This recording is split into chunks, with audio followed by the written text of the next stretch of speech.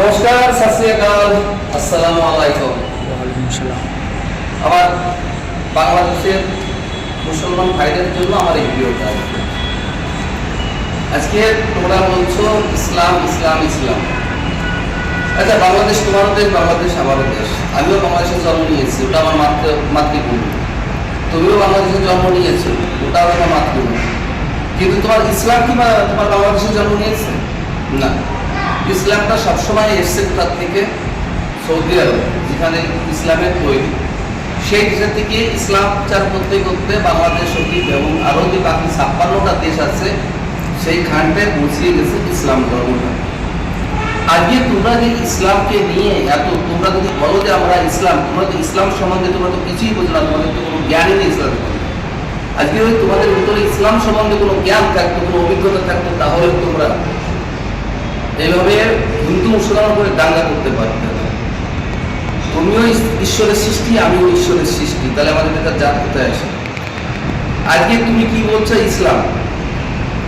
আমি তো বলবো তুমি ইসলাম সম্বন্ধে তোমার কোনো অভিজ্ঞতা নেই, তুমি তো একটা শুনে মুসলমান।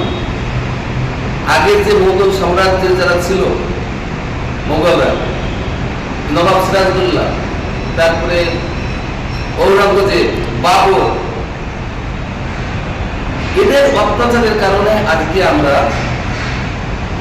জীবন বাঁচানোর কারণে আজকে আমরা মুসলমান ধর্মটা স্বীকার করে দিচ্ছি। আর তোমরা বলছো আমি মুসলমান, আমার ধর্ম, আমার ইমান। আচ্ছা, আজকে এই যে আমার স্ক্রিনে, এইখানটা আমার স্ক্রিনে যে ভিডিওটা দেখছো, আমাদের শ্রী রামচন্দ্রকে তোমরা বাংলাদেশিরা এইখানটায় তোমরা জুতো দিয়ে মারছো, আমাদের রামচন্দ্র পোস্টারের উপরে জুতো দিয়ে পিটাচ্ছ। তোমরা কি এটা ভালো করছো? এইখানটায় দেখো, এইখানটায় দেখো তোমাদের মক্কা ঘর আছে, যেটা তোমাদের প্রায় থেকেও প্রিয়।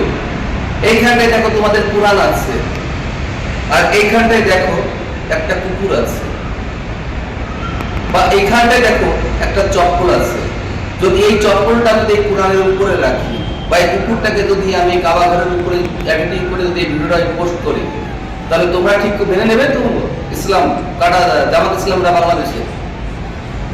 তখন তো তোমরা বলবে যে আমাদের কাবা ঘর, আমাদের কোরআন অপমান করেছে, আমাদের কাবা ঘরকে অপমান করেছে, কুত্তা দিয়ে পিছাপ করাচ্ছে, এই ধরনের কথা বলবা। কিন্তু আমি সেটা করতে চাই না। তোমরা যেটা সোশ্যাল মিডিয়ায় এসে, যেমন আমার ধর্মকে, আমার শ্রী রামচন্দ্রকে নিয়ে তোমরা যে অপমানিত ভিডিওটা করলে, আজকে তোমরা সংখ্যালঘু, তোমরা হচ্ছে বাংলাদেশে তোমাদের জনসংখ্যা বেশি, আর হিন্দুরা হচ্ছে সাধারণ 5% হিন্দুরা আছে।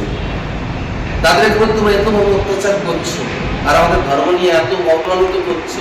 আজকে আমি যদি এই কাজগুলো করে তোমাদের দেখাই, যদি সোশ্যাল মিডিয়ায় ভিডিওটা পোস্ট করে দিই, তাহলে তোমরা কি ধর্মটাকে সহ্য করতে পারবে? পারবে? পারবে না।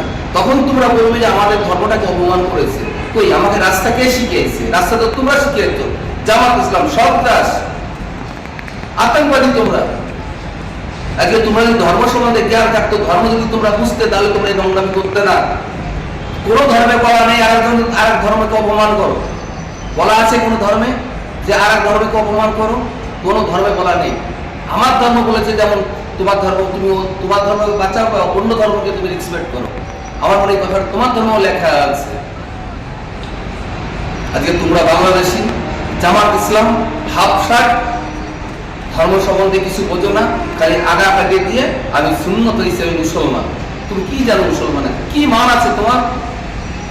তুমি মুসলমানের কি মান আছে? তবে আমি আমার ইন্ডিয়ান যে মুসলমান ভাইরা আছে তাদের কাছে জোরাত করে বলছি, বা আমি ক্ষমা চাইছি, আমি এই ভিডিওটা তোমাদের জন্য আমি করিনি। আজকে আমাদের প্রভু রামচন্দ্রের উপরে যেভাবে ওরা জুতো দিয়ে পোস্টার থেকে বাড়াচ্ছিল, সেই কারণে আমার ভিডিওটা করা, প্রতিবাদ করার জন্য। আমি চাইলে এই ভিডিওটা অনেকভাবে আমি এডিটিং করে নোংরা হবে আমি ছাড়তে পারতাম, কিন্তু না, আমি তোমার ধর্মকে রেসপেক্ট করি, তাই আমি মুখে বললাম, আর আমি তোমাকে কিছু দেখিয়ে দিলাম।